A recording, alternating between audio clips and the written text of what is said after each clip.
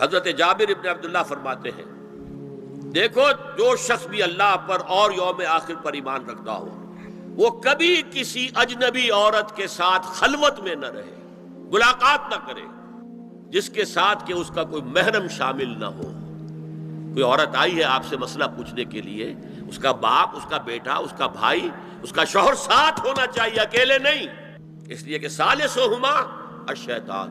جہاں یہ ایک مرد اور ایک عورت جو ایک دوسرے کے لیے نامحرم ہے، جب ملیں گے تیسرا وہاں شیطان موجود ہوگا۔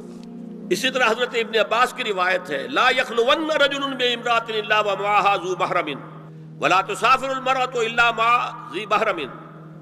کوئی مرد کسی عورت کے ساتھ خلوت میں نہ ہو، اکیلے نہ ہو، مگر یہ کہ اس عورت کے ساتھ اس کا محرم موجود ہو، اور کوئی عورت سفر نہ کرے جب تک کہ اس کے ساتھ محرم موجود نہ ہو۔